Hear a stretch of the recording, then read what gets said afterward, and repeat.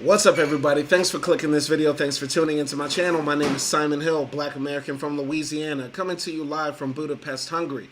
Today is August 14th, 2025, about 5:50 p.m. where I'm at right now. And we are continuing our 13th book in our Book to React series. This is episode 19 of a 700-page tome called Black Bolshevik, Autobiography of an Afro-American Communist, written by Haywood Hall. Yes. So we're going to be finishing this book pretty soon because we only have about 5 chapters left after we finish this chapter today, chapter 17, Chicago Against War and Fascism. If you want to get a copy of this book, you can find it on Amazon for the humble price of only 643 British pounds. The paperback version is sold out. I'm glad if I contributed to helping somebody pick up this book or discover this book or add it to their library or collection, or if the CIA is monitoring this website and trying to get rid of any anti-establishment material that's out there floating around. But you can get this book for free at libcom.org. Just scroll down right here, click the PDF. You can also go to marxist.org as well to get the book. And we're going to be continuing our reading with chapter 17. In the last chapter that we read, Harry was out in all through the South and also traveling throughout the Midwest as well, helping the communists organize labor unions and strikes and that sort of stuff, and fighting back against repression of these types of movements as well. We also spoke about the dissolution of the League for Socialist Negro Revolution, I believe the LSNR or something like that. Basically, it was the party that, or an organization within the party that they formed to try to get more black people to join the CPUSA, and that fell apart, so they ended up starting another organization. What I'm noticing in this book is that it's sort of a tragedy. It's sort of a type of triumphant tragedy, if that makes sense, because Harry's life is dedicated to this cause, and slowly throughout the cause, it's starting to fall apart. Things are falling apart around him. Like, the movement is gaining ground in some places and losing in others. And slowly from within, there are, forces at work that are derailing the progression of the movement. So there's a lot to gain from this book. I'm very glad that I picked this up and finally read it after all these years. And it's been a very transformative book, I would say. So without further ado, we're going to continue in chapter 17, Chicago Against War and Fascism. Back in New York, I began to take stock of myself as a party leader. I had risen rapidly in the party hierarchy during the 4 years since my return from the Soviet Union. I was now a member of the Politburo and head of the National Negro Department. Despite the importance of my post, I was dissatisfied with my own personal development. True, I was regarded as a promising young theoretician, but I felt a lack of experience in direct mass work. Although the general orientation of the Negro Commission was towards promoting mass activities in the field of Afro-American work, I found my job mainly confined to inter-party activities.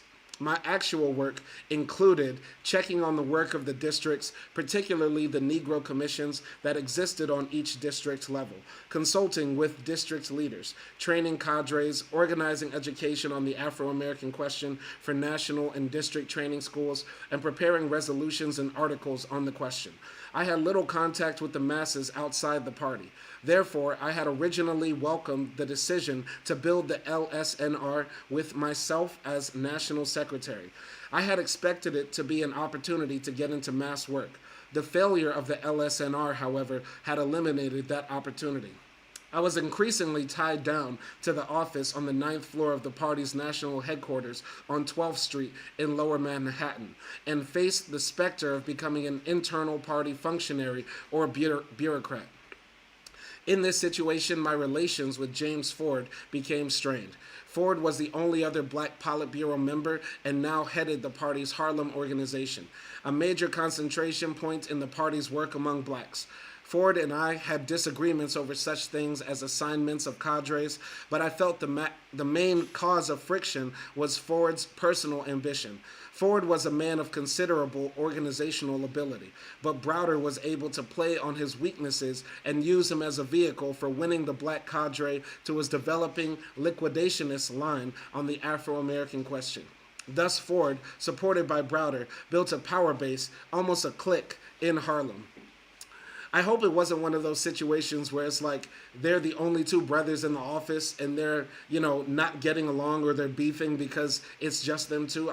I'm pretty sure these brothers were, for lack of a better term, woke enough not to fall for that sort of petty sort of infighting. But you never know what the dynamics were like in the office. And for anybody who's worked in corporate America or just had a job, right, where you're mostly surrounded by white people, sometimes black folks feel like, oh, if I'm the only one here and another one is here, that's my competition. And that's not the way it should be. But the way he explains it, it wasn't like that. It's like, this guy had different ways of moving, different personalities, and maybe different political views when it came to the question of blacks within the Communist Party.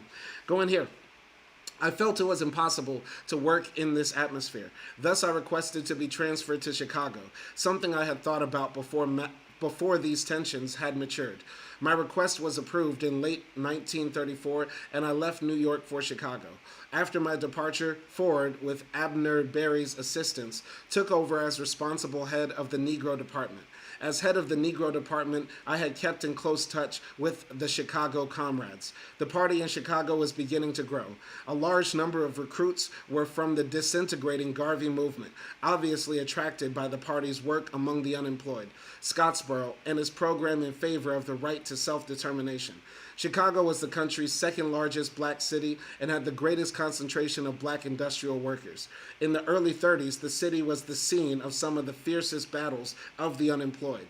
In the summer of 1930, the city was the site of the founding convention of the National Unemployed Councils. Led by communists, the councils fought for relief in cash and jobs, unemployment insurance, public works jobs at union wages, hot lunches for school children, a moratorium on evictions, and an end to discrimination against blacks. Chicago's first unemployed council was formed on the South Side in the fall of 1930, with black workers playing a leading role. Blacks constituted 11% of the city's population, but were 1/4 of all the relief cases in the city. Chicago's South Side blacks were among the worst sufferers of the Depression. Chicago's unemployed, led by the Communist Party, were exemplary in carrying out the energetic activities and demonstrations. Some 50,000 marched through the Loop to Grant Park in the summer of 1931, halting traffic and forcing police to back off from a planned confrontation. Earlier that summer, there was a mammoth march on the state capitol in Springfield demanding the relief cutbacks be restored. But the real growth and consolidation of the movement followed the police murder of 4 black workers, Abe Gray, John O'Neill, Thomas Page, and Frank Armstrong, as they attempted to prevent the eviction of a 70-year-old black widow, Diana Gross. How do the police murder 4 people at a time? That's crazy. The police often get away by killing one black person because they say, oh, he posed a considerable threat. He was reaching for the weapon. How do you justify murdering 4 black men at one time? That's insane. So I've never heard of this story either. These men died fighting to protect a black elderly woman, which is commendable. They are martyrs. Anyway, this event, known as the Chicago Massacre, occurred when police opened fire into a large crowd which was trying to put the woman's furniture back into her home. So the police just straight up just sprayed the crowd. How sick. How sick, man. Fuck the police. Fuck the police. A local party leader, who was on the spot at the time, described the tremendous demonstrations and actions that surrounded these brutal murders. The funeral of Gray and O'Neill was the greatest demonstration of black and white solidarity that she had ever witnessed. Crowds of white people poured into State Street in solidarity with their black brothers. They marched from 31st Street behind the coffins south to the Inglewood station, where the bodies were put aboard a train to return to their homes in the South. The crowd just took over State Street. There wasn't a cop in sight. As people walked, they carried open sheets with them. The crowds watching on the sidewalk threw money into the sheets to help defray the family's expenses. Now that's give, send, go. Now that's a real give, send, go. We estimated over 30,000 people were there. For a considerable period of time following this march, the evictions were halted and the unemployment movement grew in leaps and bounds. There was a direct relationship in Chicago between this growth and our work on Scottsboro. The case had a tremendous impact on the black community there. White comrades doing work among the unemployed told us that the case was really an entree into the community. Once people knew that they were communists, they were accepted because communists were always associated with Scottsboro. The normal suspicion of whites in the black community was greatly lessened. That's what I'm saying. The communists then were loved among black people because they were known for defending the Scottsboro Boys, a group of 9 young black men falsely accused of raping a white woman. If the Communist Party today, or any left-wing party today, got behind Luigi Mangione, were in front of the case of, the young black man in Florida who got his face punched in when the police broke his window, if the Communist Party or any socialist party were out there on the front lines demonstrating for like George Floyd or any of the other numerous black men that are murdered by police or killed on death row, they would be associated with positive things, and the community would have a lot of love for them, and many people would join them. That's another thing. So, yeah, the normal suspicion of whites in the black community was greatly lessened.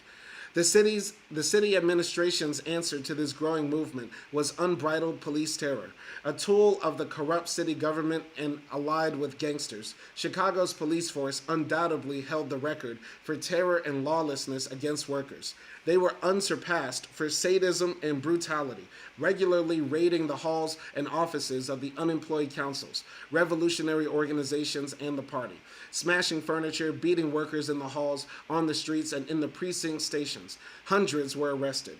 In 1930, the police murdered Lee Mason, a black communist candidate for Congress. Harold Williams, a party organizer in the South Side, and an old schoolmate of mine from Moscow, was viciously beaten. Although hospitalized, he never fully recovered and died a few years later in New York. Horrific.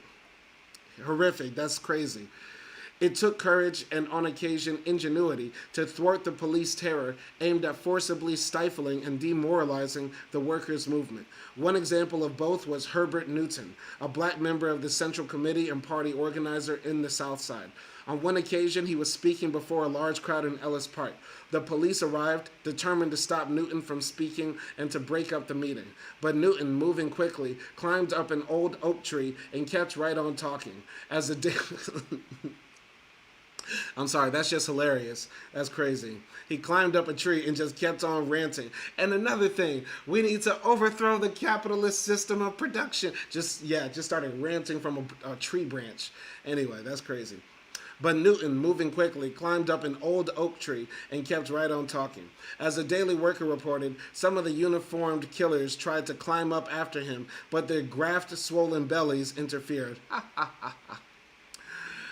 The crowd laughed as they left and Newton climbed down. When I arrived in Chicago late in 1934, the Depression was in its 4th year. The determined mass struggle had wrung some concessions from the Roosevelt government, and the spirit of the people was raised by these victories. I stepped off the train on a wintry day in late fall. I was greeted by a surprise welcoming committee, including Claude Lightfoot, Katie White, and John Gray. They informed me of a banquet they had planned for that evening to welcome me to the district. During the day, I visited with my family. The hall that evening was filled. There were comrades from the district, many of whom I already knew and with whom I was to work in the coming months. There was Morris Childs, district organizer and former Lenin School classmate, Bea Shields, educational director, and Joe Weber, leader of the unemployed movement.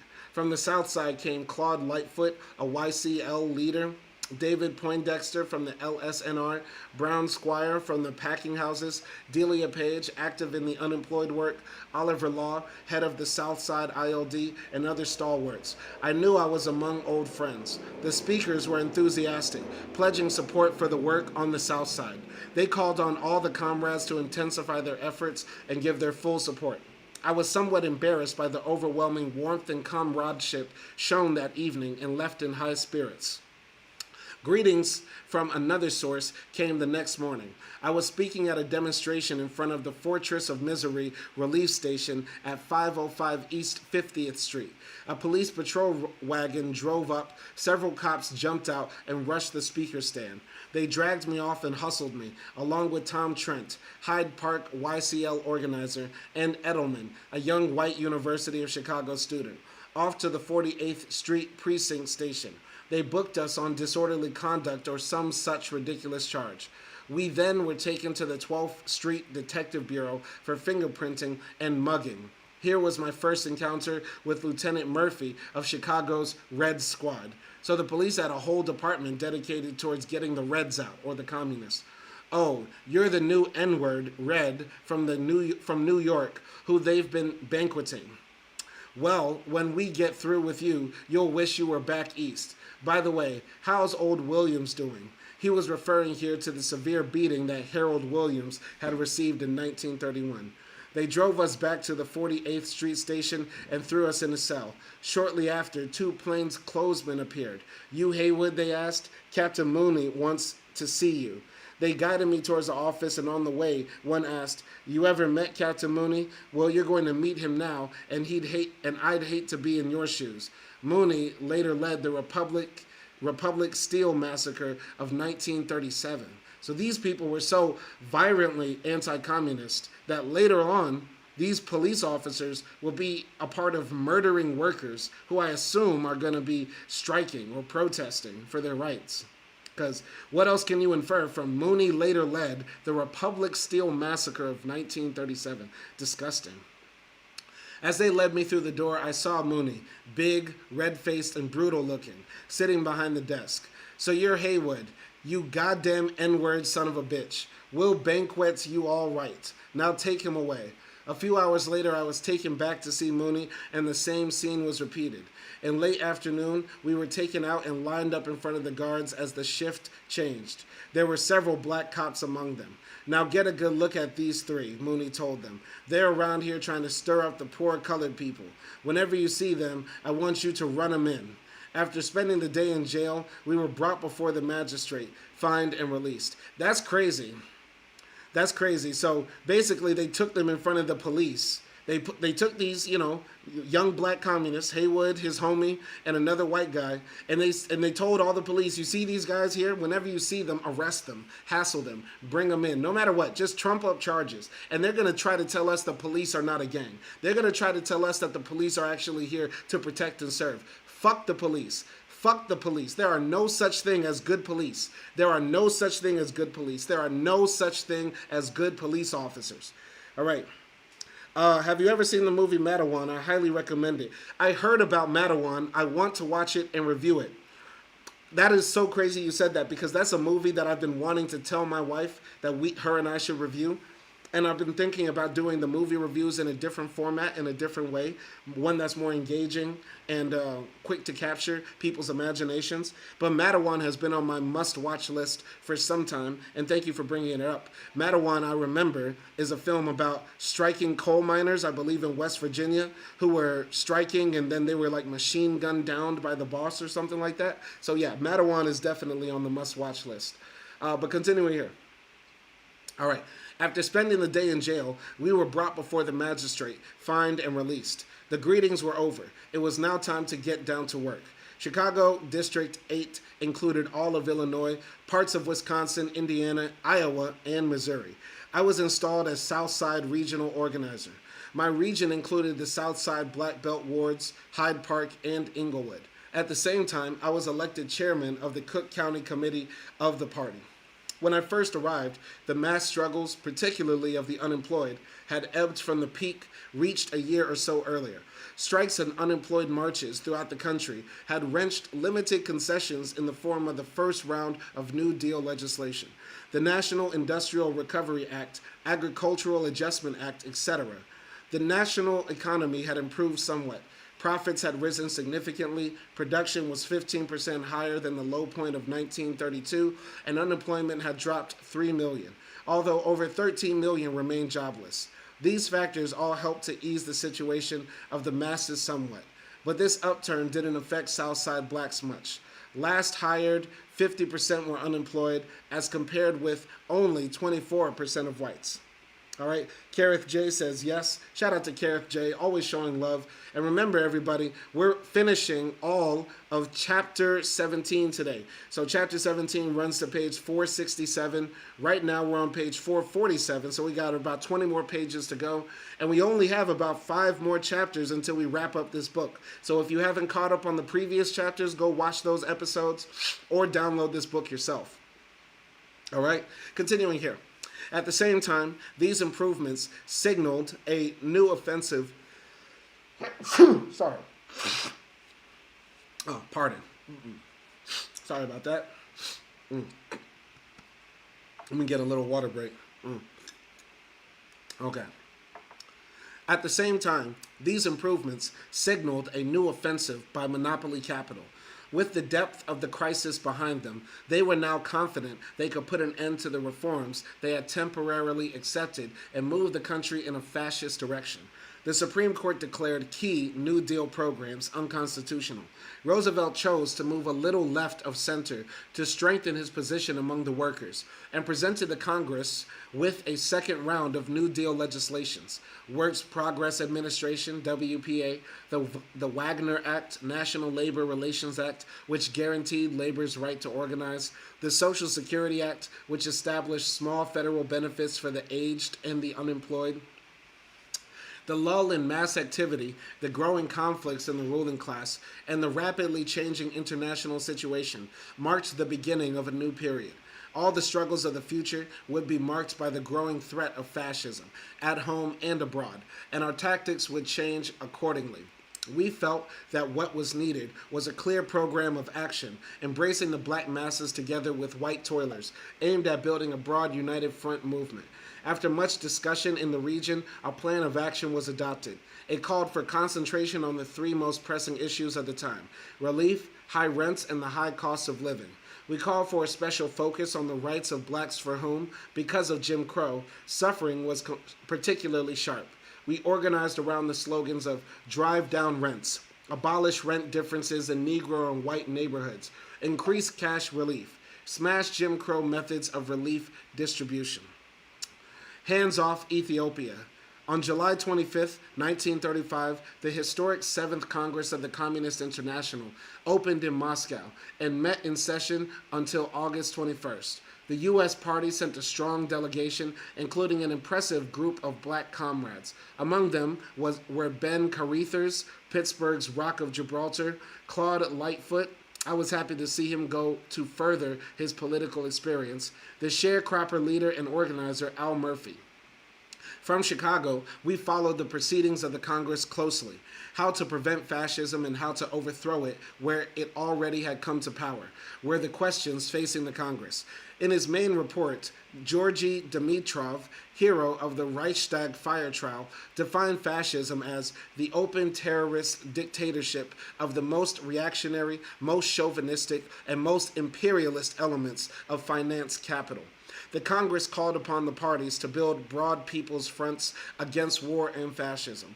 These anti-fascist fronts would include workers and farmers, intellectuals, and all democratic sections of the population. The parties were urged to take into consideration the changed conditions in the world situation and to apply the United Front tactics in a new manner. While pointing out the need for such broad unity, at the same time, Dimitrov warned against the Communist parties losing their independence and freedom of action and abdicating their leading role within the anti-fascist front. In February 1935, Italian troops were already massing in Eritrea, or Eritrea, as Americans like to say. Eritrea, same thing. Obviously preparing to invade. By summer, Italy openly proclaimed its goal of annexing Ethiopia. The fascist threat to Ethiopia aroused deep anger in the black communities throughout the country. Anticipating the call of the 7th Congress, we Southside Communists seized the initiative to build a broad, united front struggle against the growing threat of war and fascism. An emergency Southside Conference was held on July 10, 1935, to plan a campaign to defend and support Ethiopia. The response was overwhelming. Over 1,100 delegates attended, representing all manner of black community organizations. churches, lodges, clubs, black nationalist groups, and the black YWCA, as well as a number of Italian anti-fascist groups.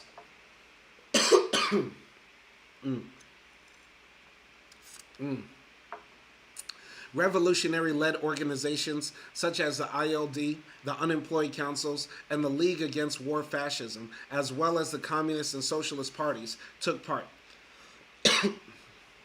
It was a genuine citywide people's front with the South Side as its base. Sorry to anybody listening. Okay, let me read this.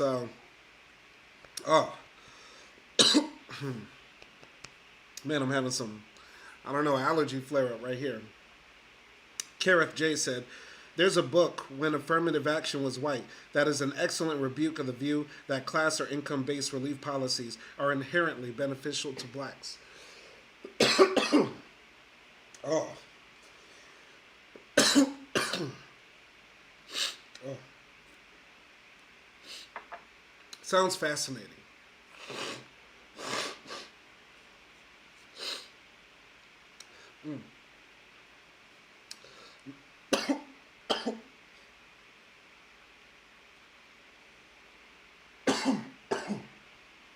Oh.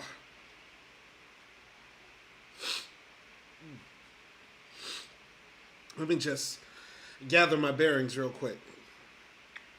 Oh. Goddamn, now you know why I hate summer. Oh, shit. I hate summer. Oh.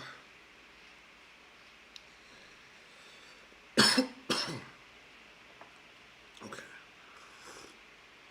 Oh, that's never happened before. That's never happened on stream before. All right. But now we're going to keep pushing through. We're going to knock this out. But shout out Kareth J for the book recommendation. If this is a book that you think I should read, let me know in the chat.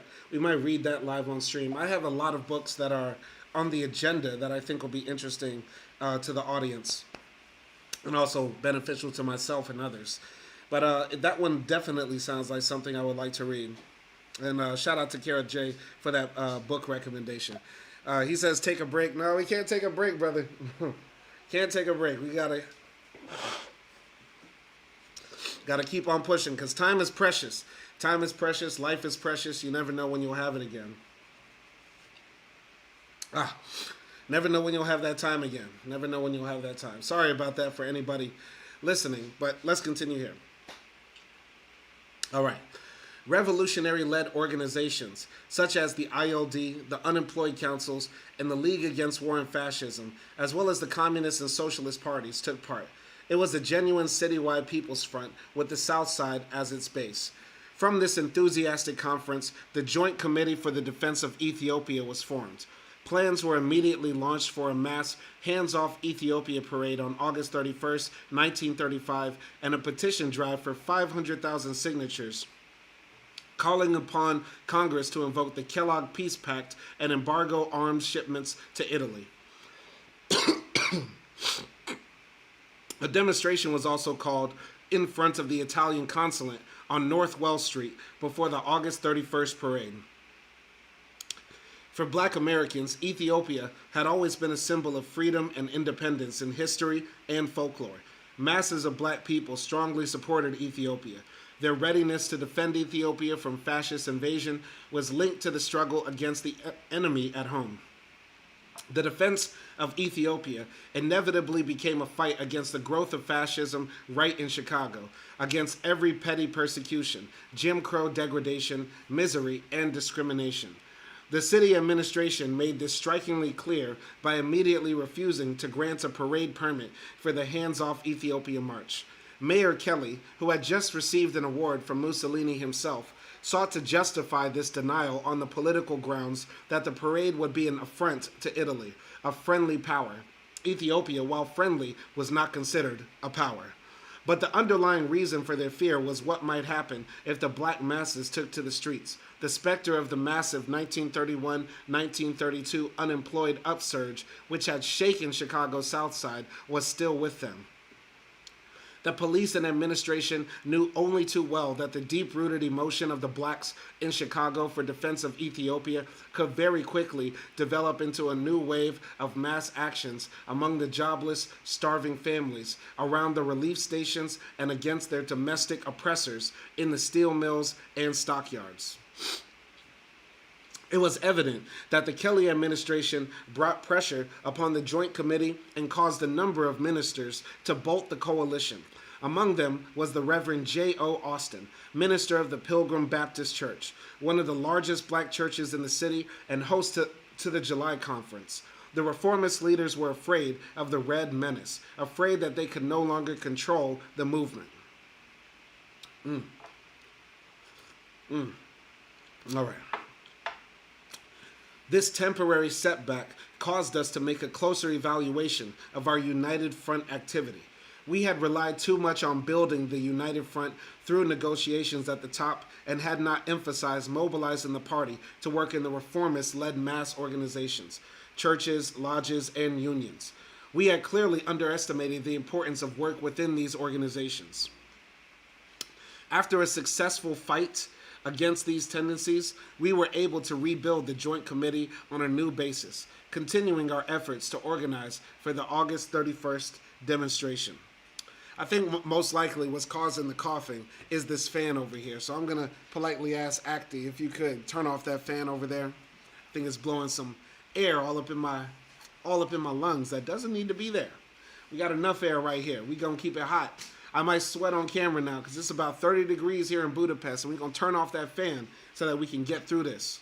Anyway, our plan for escalating actions began on August 14th, when more than 2,000 black and white workers attended 3 mass rallies on the South Side. I remember that on this occasion, young comrades in the YCL and the Young Liberators, a communist-led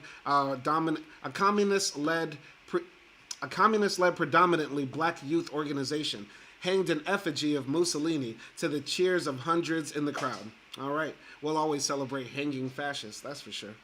A planning conference on August 19th at Lincoln Center drew together more than 65 delegates and many more unofficial observers and visitors from 40 organizations. Reverend Kinsley of the Church of the Good Shepherd was elected chairman of the Joint Committee, and Arthur Falls, prominent young black surgeon, became its secretary. Delegations were chosen to visit leading churches and community organizations on the South Side to mobilize thousands for the upcoming parade. Everyone attending got copies of the Call and Hands Off Ethiopia buttons to take back to their organizations. The following day, a delegation chosen at the planning meeting once again visited Mayor Kelly to demand a permit to march. Once again, we were refused. The coalition had by now received the endorsements of the local Socialist Party and Executive Council of the Chicago AFL. The actions continued with a protest at the Italian consulate. I was among a delegation who met with the consul to demand immediate withdrawal of Italian troops from Africa. The young comrades on the outside, who were very adept at this type of dramatic action, carried on a demonstration during lunch hour. 2 young girls, one white and one black, were handcuffed to a light pole in front of the consulate. They wore white sweatshirts on which were printed the slogans, "Down with Mussolini, Hands Off Ethiopia." It took the police 10 or 20 minutes to file through their chains, enough time for a huge lunch hour crowd to gather and for them to make speeches and shout slogans. So, yeah, this tactic of, like, you know how you see climate activists like throwing paint on the Mona Lisa and then gluing their hands to the wall saying that they're not going to move. This is an old tactic. These young communist girls right here, these woke liberal women, handcuffed themselves in front of a door of like a restaurant or something, blocking people from getting their lunch while they shouted, America shouldn't be supporting Italy invading African Ethiopia, which is very commendable, very brave of them. All right, sidewalk as well as street traffic was blocked. To add to the confusion of the police, others showered the crowd with leaflets from the nearby elevated station. We had other flash actions in the downtown area. 100 or so of us would blend in with the crowd in the busy loop area, and at a signal from the leader would draw out hidden placards and leaflets. I could see the looks of amazement and disbelief on the faces of the cops when this happened. Having received no instructions from their superiors, the police were shocked to see a full-size sidewalk parade suddenly materialize seemingly from nowhere. After a few blocks, the demonstrators would discard their signs and disperse. All of these were build-ups for our August 31st parade. Okay, that's another tactic, a flash demonstration. Basically, you might not get a permit, you might not get permission to go out there and protest, to demonstrate, to march down the street. Okay, everybody secretly put signs in their backpacks. Everybody secretly meet up at this place at one time. And then when the police or the community just thinks, oh, it's just a bunch of people just going about their day in different ways, everybody at a signal pulls out their signs, starts going down the street, shouting, ranting, telling slogans, etc. That's very effective. I see that. I see it. All right. This groundwork was successful. The entire South Side community was in a state of anticipation, and in addition, the Chicago Party Organization had mobilized support from all sections of the city. But there was still one hitch. Mayor Kelly and Chief of Police Allman continued to reject our application for a parade permit. The Joint Committee sent delegation after delegation of prominent people, black and white, but the chief was adamant there would be no permit. Such was the situation at the final meeting of our joint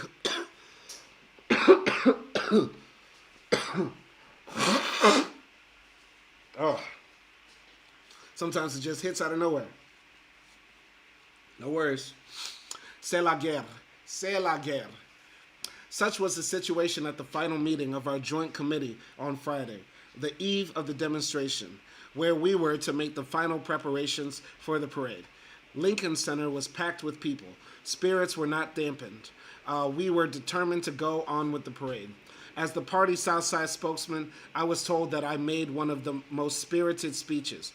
It was unanimously decided that we would assert our democratic rights and march in defiance of the police ban. Parade marshals were appointed and the line of march mapped out. The meeting adjourned amid defiant speeches, but we communists were under no illusions. We knew that the police would not even allow us to assemble. Our intelligence had informed us that 2,000 cops would concentrate in the assembly area, that all leaves had been canceled and extra duty assigned. They were preparing for a real showdown. The defense of Ethiopia had now become a fight for the streets of Chicago. After the meeting adjourned, we communists got together. As I remember, there was Morris Childs, David Poindexter, Oliver Law, Tom Trent, and myself. Claude Lightfoot was in Moscow attending the 7th Congress of the Comintern. What we feared might happen was that the crowds would be dispersed without any kind of demonstration. We felt that this would be a demoralizing setback. Therefore, we planned alternate demonstrations, dramatic actions of all sorts, including speaking from rooftops, burning of effigies of Mussolini, blocking traffic, and other actions. In order to carry this out, our people had to get into the assembly area that night. It was already midnight when the meeting adjourned, and stay. We knew that no communists would be allowed into the area the next day.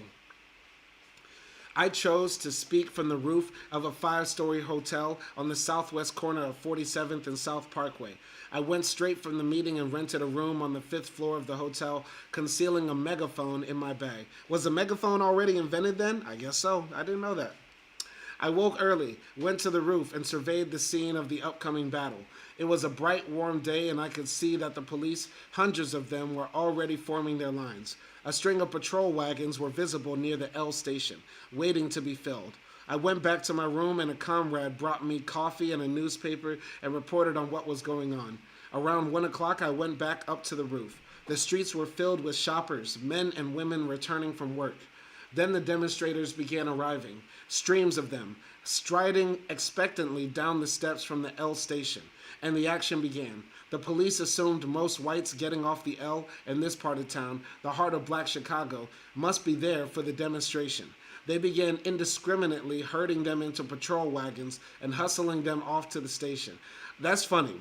That's police doing, racial profiling, but in the opposite way. Hey, you're white, you must be up to no good around this parts at this time. Get in the paddy wagon. That's crazy. I never heard of This is the first time of actual reverse discrimination or reverse racism that I actually agree with.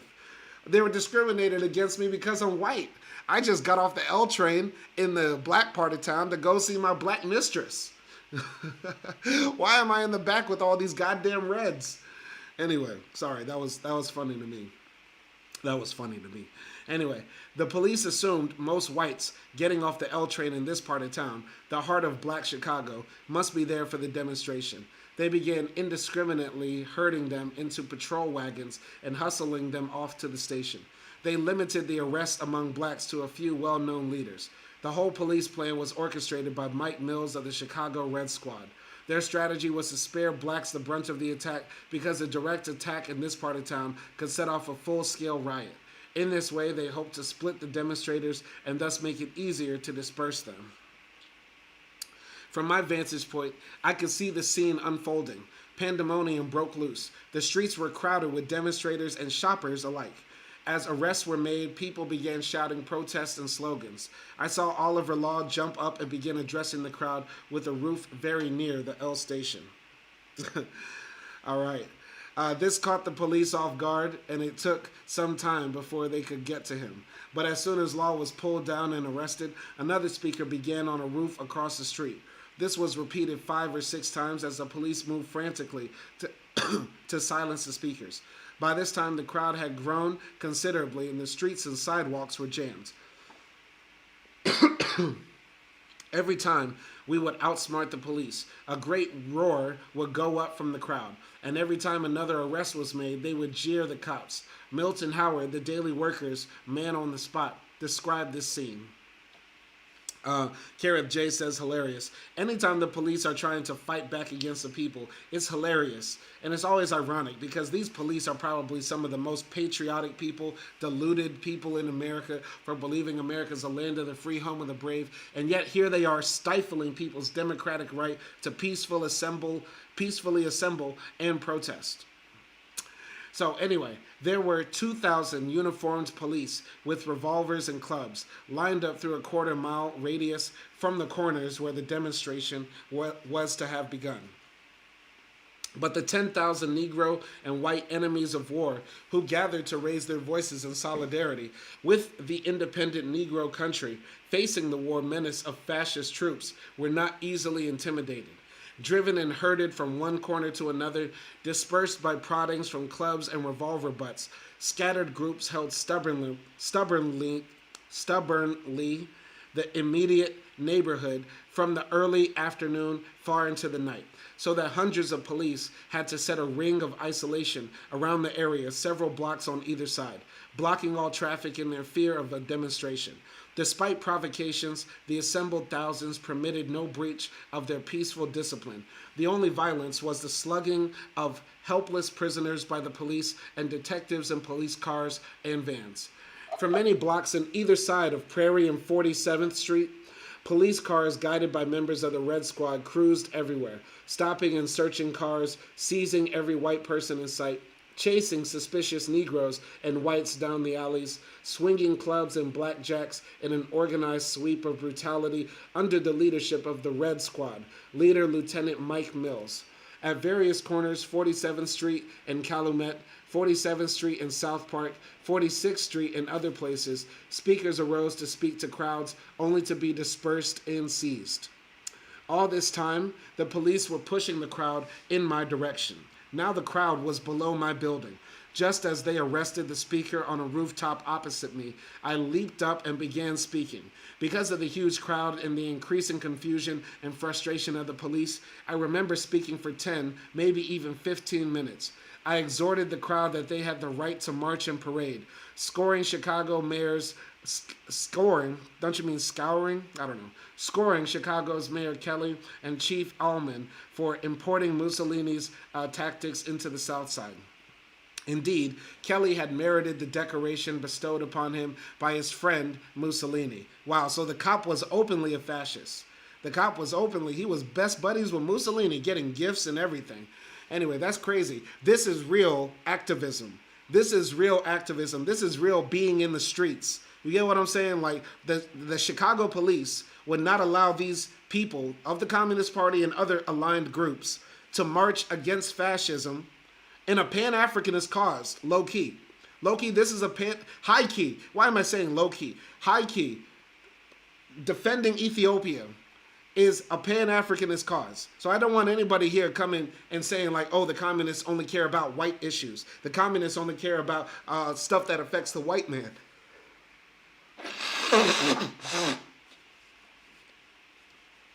What's blacker than saying that we want to stand up against fascists taking over Africa? What's blacker than that? What's blacker than that? This is real shit. And what Harry Haywood is doing, and all the other people that were being arrested, being assaulted by the police, getting beat up, getting harassed, all this type of stuff. These people really put their life on the line for real. It was not a game back then, and it's not a game now playing with the American police. But this is real shit. They're all gonna face some real consequences for this, but they're doing this because this is what they believe in. And that's what we need more of. We need more people willing to take those risks. Take those risks, you know what I mean? Not just, speaking about it, but being about it, This is what the CPUSA needs now. And I understand that the party is organizing, that the party is getting back on its feet, and they're probably seeing an upsurge in membership and stuff like that. But, what's the retention rate? What's the retention rate for the CPUSA on keeping members, active members, stuff like that? And I can barely talk, you know what I mean? Because I'm abroad right now. I'm a black man out here in Hungary, in Budapest, studying. I'm in university. But in a lot of ways, I want to go back and be a part of the fight. I always go back and forth in my mind. Like, yo, should I just stay out here in Europe? Should I just stay and live a good-ass life in Germany or in Austria or in Spain or in France? You know what I mean? Or should I go back and get in the mud? You know what I mean? I don't know. That's the hard part. Anyway. Then I felt a blow on the back of my head and spun around to face 4 plainclothes cops with riot clubs. They started to beat me, but one said, "Careful, don't bloody him up. We have to get back through that crowd down there." They gave me a few kicks and dragged me down the back stairs outside the hotel. On the last flight, my spirit rose when I caught sight of an angry crowd of blacks milling around the alley. "Look at that crowd," exclaimed one of the cops as they nervously drew their guns. A big black woman in the crowd hollered out, "Don't you hit him, you sons of bitches." The cops waved their revolvers menacingly. The crowd in the alley pulled back grudgingly. The police pushed me out the 48th Street side of the alley, commandeered a passing taxi, and ordered the cabbie to drive to the Wabash Avenue station. I remember their sighs of relief as the cab got underway. They turned their attention to me, methodically beating my legs and knees, cursing me with every blow. When we arrived at the precinct station, I was flung into the bullpen, which was already filled with demonstrators, all white, expecting 3 or 4 blacks. I received a few parting kicks as the cops shouted, "Here's Haywood, your leader." To one side, I could see bloodied people staggering and limping through the door. They were being herded from the patrol wagons, forced to run through a gauntlet of club-wielding sadistic goons. I glimpsed a woman named Anna, our Chicago district office manager, with blood cascading down her forehead. Wow, they were even beating up women back then. A Chicago Defender reporter witnessed the incredible scene. If the people who saw the police break up the parade were surprised at the brutality that went on all afternoon on 47th Street, they would have been astonished at the downright savageness with which the police amused themselves at the Wabash Avenue station. The patrol wagons gathered in such numbers in front of the station to hold up traffic on 48th Street. Prisoners were unloaded in the middle of the thoroughfare. On each side of the wagon formed a long double line of 15 or 30 police. The unfortunate prisoners were pulled out of the vehicle and forced to run the gauntlet. Their heads, shins, and bodies were clubbed by policemen who yelped in glee at the bloody sight. That's crazy. So they had police on both sides, told the prisoners to get out, or not prisoners, but the arrested, the accused, right, to get out of the paddy wagons. And then the police just start beating them with clubs, kicking them, spitting on them, cursing them, all sorts of stuff. You know what I'm saying? Absolutely sick. Absolutely sick. The police are a gang. They are the worst gang. This chapter should have been called "Fuck the Police," because that's how I'm feeling right now. And I mean that. Continuing. In the cell, my legs suddenly fell out from under me. It was a delayed reaction to the beating I received in the taxi. I could no longer stand. My fellow cellmate began yelling and chanting, demanding that they take the more severely injured out to the hospital. Finally, we were taken to the city hospital. Expecting some relief from my injuries, I was greeted by another hellish scene. The emergency room was filled with people injured in the demonstration. The student doctors attending the injured were having a great time. Hey, look at this one. What a beaut. Hey, you have to give them cops credit. They sure know how to swing a billy. Look here, cut wide open, but no skull fracture. Perfect. That's sick, man. That's sick. That's sick. This is why America will never be like a better country, because like young people are just so susceptible to like standing up for the status quo. And like right now we have 18 to 25-year-old fascists running around in America. You know what I'm saying? Like these young college students who were training to be doctors back then, 20 years old, would like say, yeah, ain't this a cool thing? Man, the police just whooped this man's white meat open, and now they get to operate on him. Gee willikers, this is great. Anyway, I was given a quick going over. I was unable to walk, but the doctor mumbled, "He'll be all right. Now get him out of here." I was taken back to the cell block. By this time, the Red Square was busy screening out the over 500 arrested. 2 cops were swaggering back and forth, taunting us. Goddamn Jews, stirring up all this trouble around here. They ought to be a Hitler over here. The police are fascists. Fuck the police. This is something... once again, these quotes sound like something that you could see on Twitter today. These are YouTube comments. These are YouTube comments. Goddamn Jews, stirring up all this trouble around here. Said Big Dick Man 42 under a YouTube video. There ought to be a Hitler over here. Tweeted Western Civilization 101 on August 14th, 2025. Anyway, he's already here, someone yelled back. A white man with his head in a bandage and bloodstains on his shirt was explaining. I'm just an insurance collector. I came over here on my regular rounds and look what happened. Murphy, the Red Squad lieutenant, responded, "Oh, you don't look so bad. You'll be all right. We were protecting you. We just made a mistake. They must have thought you were one of those Reds. You can go." But there must have been a lot of mistakes that afternoon. When they finished, only 35 of us were charged with an offense. Late that night, bail was made and we were released. A Russian comrade, a huge man, picked me up and carried me like a baby to a waiting car and then to my apartment. That's hilarious. Ivan Drago had to pick up Harry, just all bloody and beaten, and just tossed him in the back of, like, I don't know, whatever they were driving in 1930. He tossed him in the back of the car like a woman about to... No, I'm not going to say it. I was going to make a very dark 1940s joke. I'm not going to do it. I've done enough. Anyway, Ivan Drago, come with me. We will break them. I'm sorry. Anyway, continuing here. I was released on Saturday night. In its usual flamboyant and sensationalist style, the Chicago Defender reported that I was beaten so badly that he may lose the use of his legs. The Chicago Defender reported that I was beaten so badly that he may lose the use of his legs. In fact, I did have to walk on crutches for a month as a result of the scientific beating from the Chicago police. The party immediately took the offensive against this attack, linking it directly with the growing fascist menace abroad. Morris Childs, the district organizer, made a militant statement to the press in which he declared that the people of Chicago were against the imperialist plunder of an independent country and would stand up for their right to say so freely. He called for a united people's front against fascist reaction in this city and urged the people of Chicago to flood the city with telegrams demanding the release of all demonstrators and an end to police suppression of political activity. The party called for a huge protest meeting the following Wednesday at Boulevard Hall on 47th Street. Despite the Red Squad's attempts at intimidation, it was packed with people.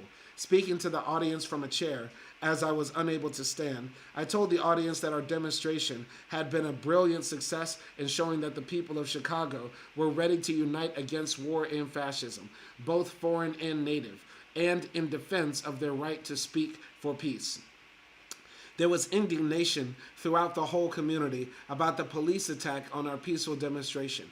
A biracial committee of prominent citizens, including Dr. Arthur G. Falls, chairman of the Interracial Commission, attorney Edith Sampson, who later became a member of the U.S. delegation to the United Nations, A.L. Foster, secretary of the Chicago Urban League, and Robert Morse Lovett of the University of Chicago, was formed to investigate the police brutality. The committee urged that people send protest letters and phone calls to the mayor and to prominent members of the city administration. The 35 of us who had been charged with inciting to riot demanded a jury trial. When we arrived in court, it was packed with our supporters. The prosecutor, on seeing the crowd, asked for the trial to be postponed. During the following weeks and months, the DA asked for postponements each time our case came up. It was clear that they were trying to drag things out, hoping that the momentum of our support would die down. This tactic of theirs imposed a hardship on us, for we had thousands of dollars tied up in bail, which would not be returned until after the trial. The money was desperately needed for defense work elsewhere. Finally, we accepted the deal they offered of pleading guilty in exchange for settling the matter quickly and reducing the charges to disorderly conduct, thus releasing the bail money. This went along with the understanding that the sentence will be a fine of $1 and 1 day in jail, which we had already served. The National Negro Congress. Our campaign in defense of Ethiopia helped lay the basis for the greatest Black United Front movement of the period, the National Negro Congress. Founded in Chicago in mid-February 1936, the Congress brought together representatives of all classes in the national Black community, promoting unity in the struggle around the burning issues of Black rights. Our activities on Ethiopia merged with preparations for the Congress. We were glad that Chicago had been chosen as the host city because it provided impetus for consolidating and extending.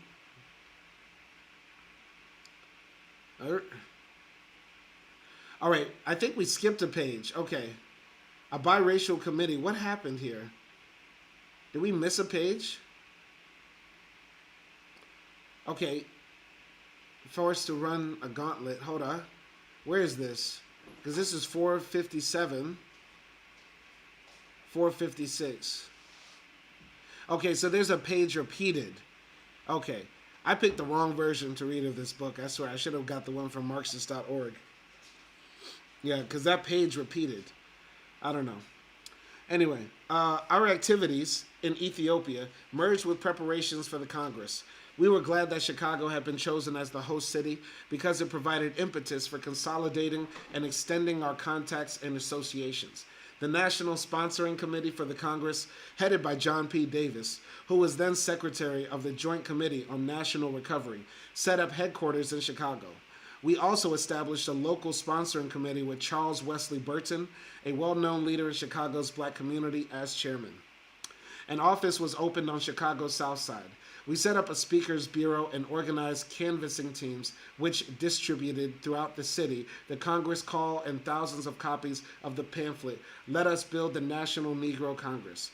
We approached local organizations for delegates to the Congress. We were active in this preparatory work, and the result was reflected in an extremely large Chicago delegation.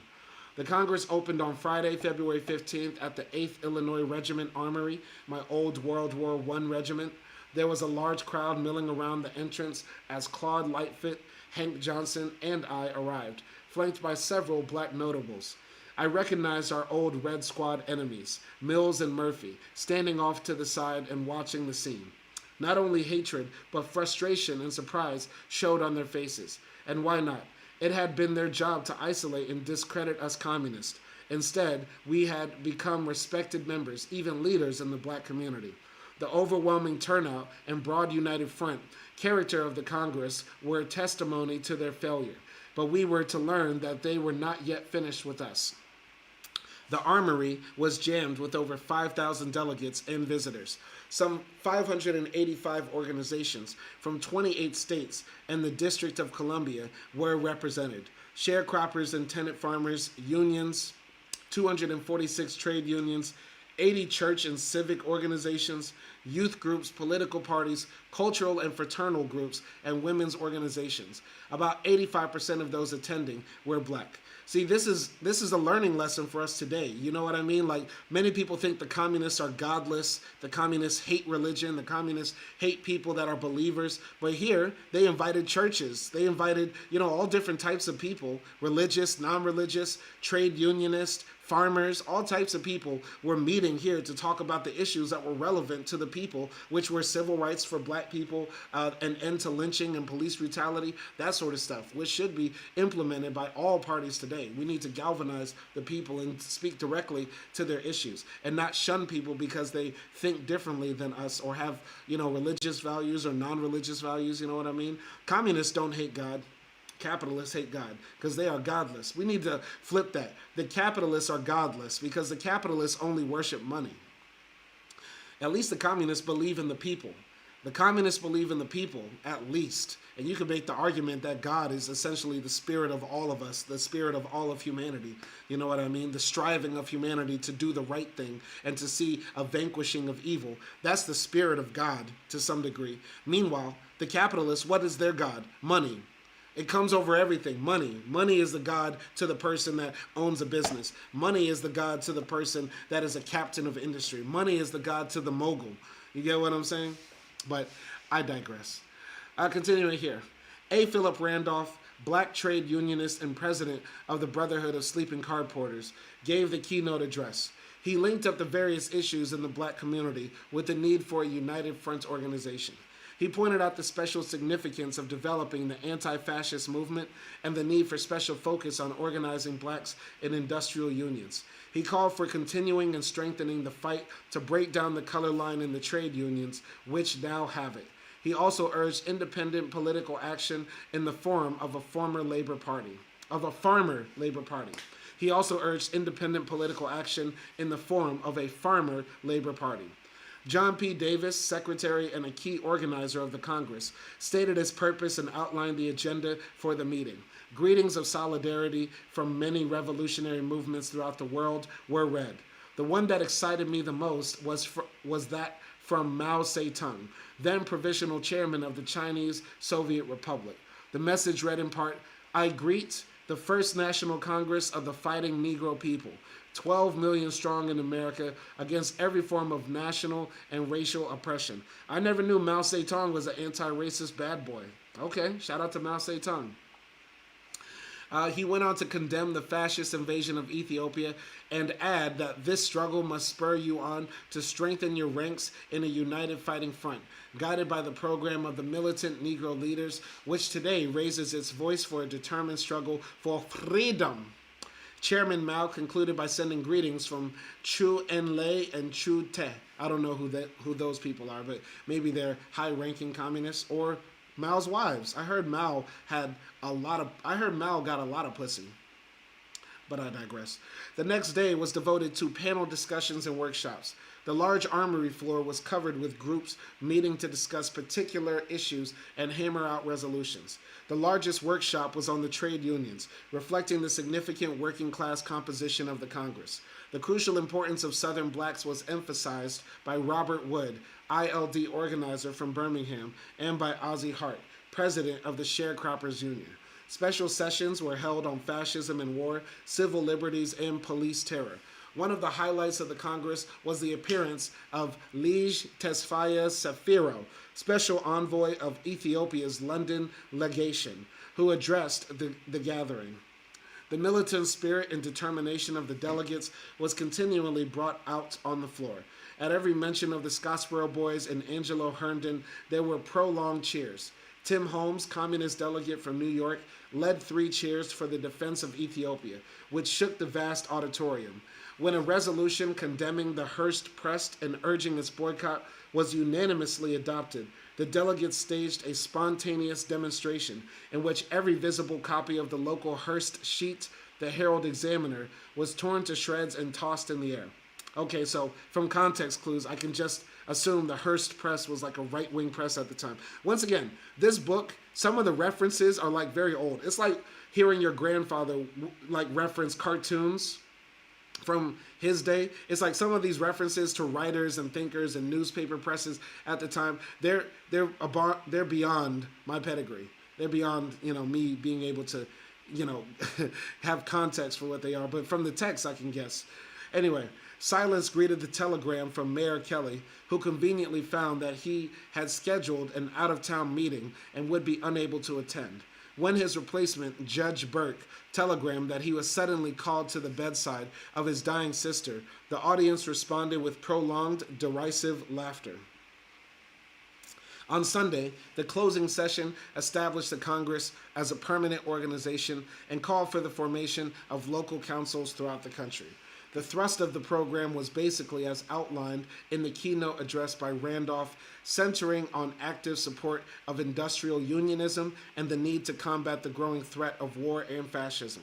The Congress passed resolutions calling for the formation of Negro labor committees to oppose discriminatory practices in trade unions and to undertake organization of unorganized black workers.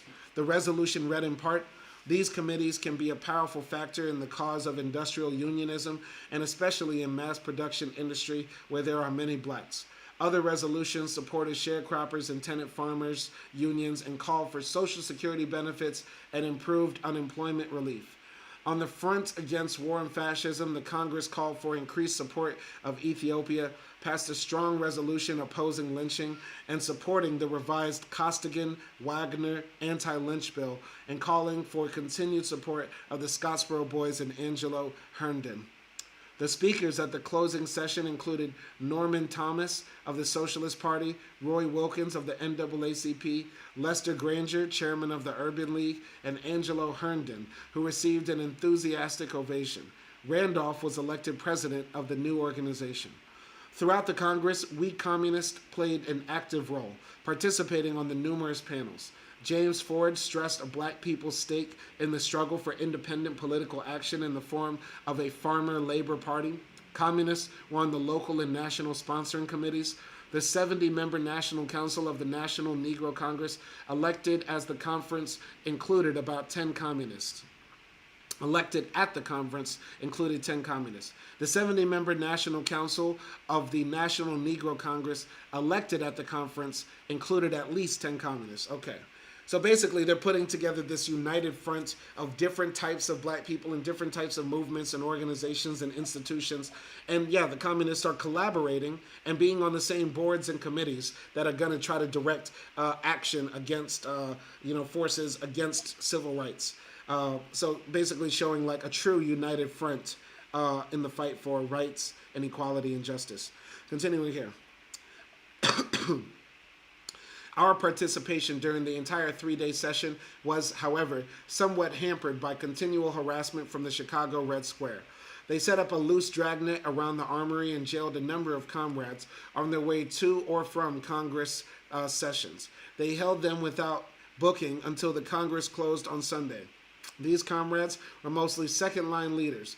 The police knew any arrest of a well-known leader would have provoked large demonstrations and protests.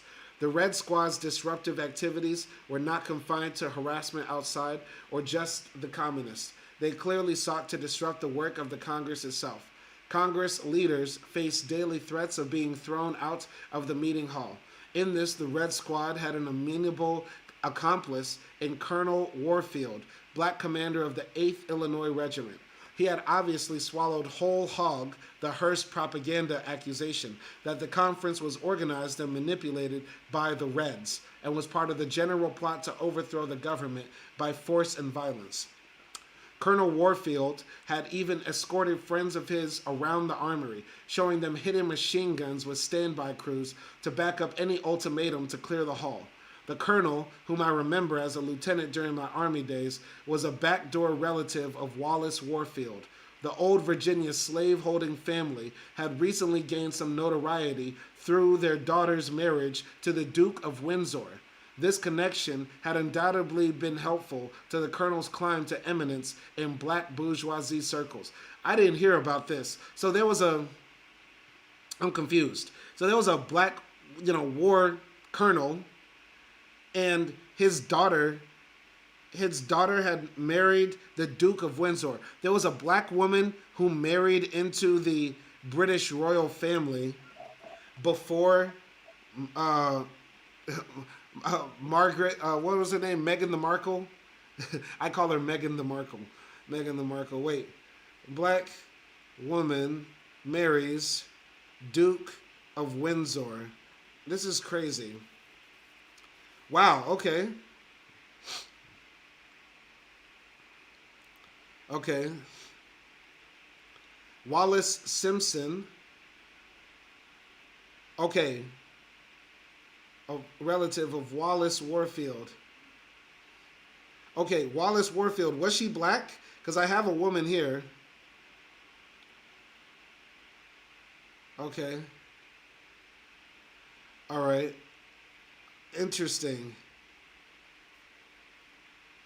I don't know if she's black. She might not have been black.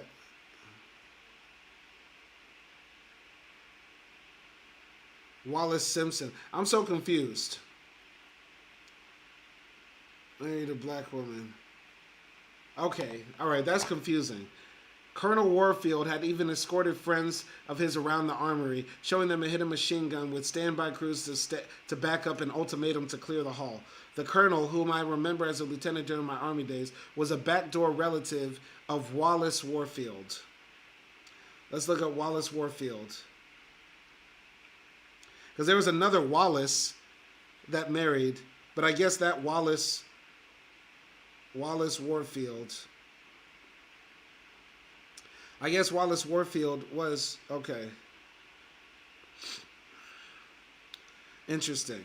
Okay, sorry. Who gives a fuck about the British royal family? Who cares? Who cares? Okay, I'm going to continue. While this form of harassment failed, Warfield and his were successful in preventing Earl Browder from speaking at the closing session. Browder had been requested by the session's chairman to speak, but he was prohibited by order of the 8th Regiment officers. This announcement was received with strong disapproval by the assembled delegates. The issue, however, was not forced because it was the last session and just before adjournment. In all, the conference was a huge success. All of our local activities were given a real boost, especially so in Chicago, with its large turnout at the conference.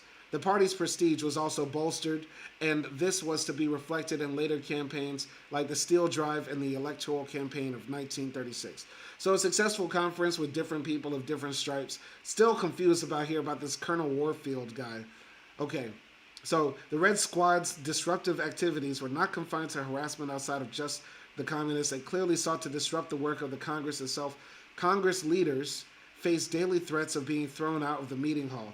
In this, the Red Squad had an amenable accomplice of Colonel Warfield, black commander of the 8th Illinois Regiment. I gotta look up Colonel Warfield. Colonel Warfield. Okay, there's several Colonel Warfields.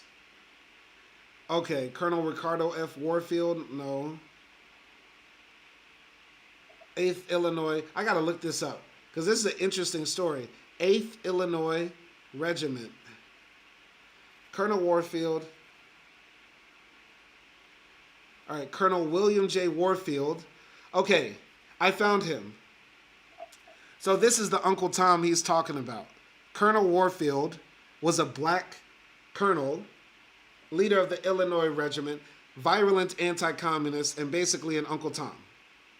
Basically an Uncle Tom. Okay?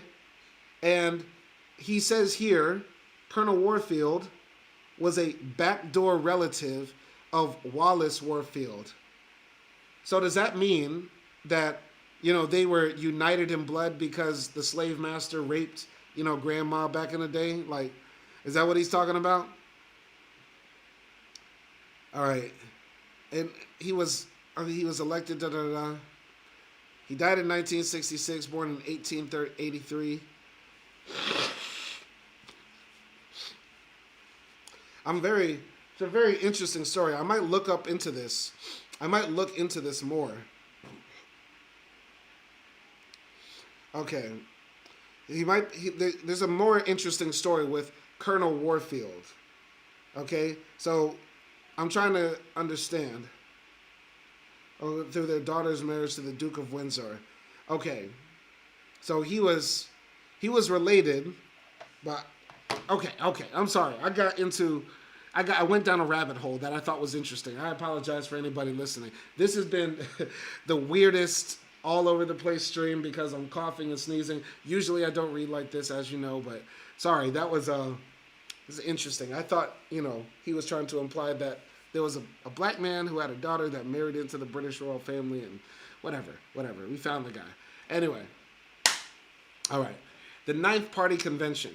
The Ninth Party Convention was held in New York City, June 24th through June 28th, 1936. The regular party convention occupied the first 3 days, and the last session, held in Madison Square Garden, was devoted to ratifying the national election platform and nominating candidates for the 1936 elections. The 1936 elections, held in the midst of the continuing economic crisis, saw some of the most bitterly fought campaigns in American history. The dominant Wall Street monopolist, the Hearst papers, the most reactionary and fascist-minded sections of the ruling class, united behind the Alfred M. Landon, Colonel Frank Knox slate in a determined effort to defeat Roosevelt and reverse the New Deal programs and gains made by the popular mass movement. At the same time, agents of big business formed the Union Party, which was designed to take votes away from Roosevelt and spread confusion among the populist-oriented voters. Self-declared fascists, Father Coughlin and Gerald L.K. Smith were its major leaders, and William Lenke was its presidential candidate. Roosevelt, running on a pledge to continue the New Deal reforms, had substantial middle-class support and aid from more liberal-minded and anti-fascist sections of the ruling class. This sharpening of contradictions in the U.S. ruling class was a reflection of the growing threat of fascism on a world scale. The fascist offensive at home was part of a similar offensive abroad, the formation of the Hitler-Mussolini-Hirohito axis, the invasion of northern China, the invasion of Ethiopia, the strengthening of Hitler's power in Germany, and the growing threat of civil war in Spain. In order to remain in the presidency, Roosevelt was forced to take a more progressive posture, moving to the left of the economic royalists, as he dubbed his opponents, and establishing a new alignment of forces in the ruling circles. It was in this context that over 750 delegates met in New York for the Ninth Party Convention. I arrived with the large Chicago delegation in which Southsiders were well represented. In pre-convention discussions, we had made a self-critical evaluation of our work. We pointed to our strength in United Front activities and our success in organizing in the lighter industries. But our most serious weakness lay in the work in basic industry, steel and meat packing, where we had few contacts and had made little progress. But we looked forward to overcoming this in the coming period with the opportunities opened by the CIO drive for industrial unions. William Z. Foster, party chairman and head of the trade union department, made a brief speech outlining the objectives of the convention and the aims of the party in the struggle against reaction, strengthen the mass movements, fight against fascism and war, and develop our trade union work and the drive for industrial unions, build our unemployed work and work among blacks, youth, and women. He linked all these areas together with the election campaign. It was Foster's first appearance since his heart attack, which had occurred during the 1932 campaign. We were happy to see him back, anticipating his advice and participation in the coming steel drive. We gave him a stirring ovation. Browder, the General Secretary, gave the keynote speech, a report of the Central Committee. By correctly building the United Front against fascism, he noted the party had been greatly strengthened. He stressed that the party's dramatic growth, membership was up 60% in 2 years to 40,000, with an additional 11,000 YCLers, was an indication of the growing influence and correctness of our policy. Browder pointed to the progress made by the National Negro Congress and stressed that communists had earned an unchallenged place in the black movement through their efforts around Scottsboro and the Angelo Herndon defense. He noted that blacks expected from communists the greatest sensitivity, the greatest energy in their defense, and the closest solidarity. The Communist Party, Browder emphasized, was proud to be spoken of as the party of the Negroes. He concluded that the party must use the 1936 election campaign as a means of further building the American people's united front against fascism. Browder was the party's candidate for president. Ford again ran for vice president. The party's platform gave implied support for Roosevelt, however, by focusing on Landon as the main danger. So yeah, basically the CPUSA, basically running candidates. They don't run candidates now, but basically supporting the left-wing, center-left party of the liberal establishment is not unprecedented. There are some people that don't like the CPUSA because basically they say the CPUSA just tells you to vote Democrat and just read Marx, right? But what he's saying here is that, yeah, the Communist Party ran for president and ran candidates in elections, but they were always saying like, yo, the right wing, American right wing is insane, and we have to defeat that at all costs because that's going to be nasty for the working class. You get what I'm saying? So people debate this all day, whether we should support the Democrats, support the liberal left, etc. That's a topic for another day. That's a topic for another day. I'm not going to get deep off in that. But let me know what y'all think in the chat. Continuing. The platform correctly emphasized a minimum program which linked demands for more jobs, for Social Security, relief, and for black rights, with the key political struggle of the period, the defeat of the fascist offensive. To carry this out, we had to build a people's front in the form of a farmer-labor party. While the convention under Browder's leadership showed the party's basic strength, it also revealed certain rightist tendencies. Browder advanced the formulation of communism as 20th century Americanism, a perspective which saw socialist transformation simply as a continuation of American democratic traditions. It was a classless proposition which failed to make distinctions between bourgeoisie democracy and proletarian democracy, and obscured the need for revolution, which is revisionist. Revolution is a part of overthrowing the capitalist means of production, the exploitation, all of that. Revolution will be a part of it. There has to be this thing. There is no saying, let's have a soft transition to socialism. No, this will have to come with some level of violence and force. I'm sorry. I just had to go off on that. With hindsight, Browder's statements were actually a forewarning of what was later to become an entire theory, the justification for dissolving the party as a Marxist-Leninist vanguard. In practice, it hinted at the submerging of the party in the United Front, abdicating its independent role and tailing after Roosevelt and the New Deal labor leaders. Oh, no. Oh, no, no, no, no. Oh, that's horrible. That's horrible. At the time, I doubt that any of us understood the full implications of Browder's formulations. Still, there were some struggles with Browder. He was defeated in the Politburo when he proposed the party run its candidates as a farmer labor ticket rather than as communists. I was concerned about a tendency to downgrade the importance of the right of self-determination. Browder failed to place it as the basic principle upon which we based our fight against black oppression and for black-white unity. Further, it was completely absent from the election platform. The minimum demands were placed, but to the exclusion of the maximum program. And this is the thing, I hate when the left runs from itself. You get what I'm saying? Because like Browder, you're running for president. You're running for president on the Communist Party ticket in 1930 whatever. You're not going to win. The goal is just to message really what your party's about. I don't know why you would try to lessen or, try to run away from your actual beliefs or run away from the most radical aspects of the Communist Party platform when you know you're not going to win. If you're going to be out there, just say it. Say it with your chest. Say what you believe. And run with the most animating, the most exciting, the most convincing, polarizing aspects of your platform. Get people to talk about it, even if they don't like it, at least. And the people that do like it will be hella excited because no other party is saying that black people need to take over the South and take farms from white owners. Nobody else is saying that. That's radical, and that's going to make a lot of people listen and talk. Because the Communist Party platform was like, yo, black people need to have the right to form their own country in the United States, and they need to get land back from the people that forced them to work it. That's radical. A lot of people will turn up on it. Some people will hate it. Some people will love it, but at least they'll talk about it and get people interested in the party. Now, I don't know why you would try to run from that. You get what I'm saying? Anyway. So Browder failed to place the idea of black self-determination as the basic principle upon which we based our fight against black oppression and for black-white unity. Further, it was completely absent from the election platform. The minimum demands were placed, but to the exclusion of the maximum program. I felt this was wrong, particularly because the large increase in party membership had brought in many new cadres who were not fully aware of the theoretical foundations for our position on the question.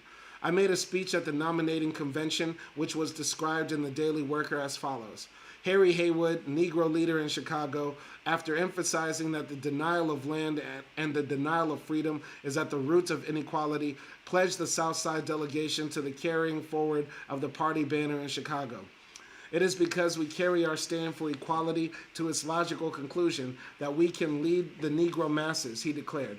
It is not chance that we are the ones who spread the infamy of Scottsboro to every corner of the world. It is not chance from our ranks came Angelo Herndon. The education of party forces to a real understanding of the party position on the Negro question was urged by Haywood, who said that it is we who have to demonstrate in theory and practice how the struggle for self-determination is at the very heart of the struggle for unity of Negro and white. Self-determination must be explained, he stated, to white workers, always on the basis of unity, on the basis of their common interests with the Negro people. We must convince them that the possibility of their own freedom depends on unity, and that unity demands equality in the deepest sense, self-determination. Back in Chicago, I was the Communist Party's candidate for Congress from the 1st Congressional District on the South Side. My opponents, both blacks, were incumbent Congressman Mitchell, a Democrat supported by the Kelly Machine, and Republican Oscar DePriest. The congressional district included the South Side black wards. In the campaign, I scored both of my adversaries for being responsible for hundreds of evictions on the South Side, and I urged my audience to vote communist. Following the party's line of indirect support for Roosevelt, I centered my main attack on Landon and his fellow Republican Oscar DePriest. Mitchell won the election, part of the great pro-Roosevelt landslide, which witnessed the first nationwide breakaway of blacks from the Republican Party. Interesting.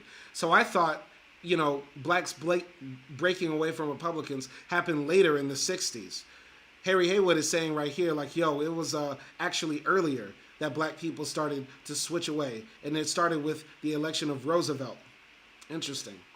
The Chicago Democratic machine, dominated by Mayor Kelly, rode to victory on Roosevelt's coattails. I picked up a scant 899 votes on a straight communist ticket.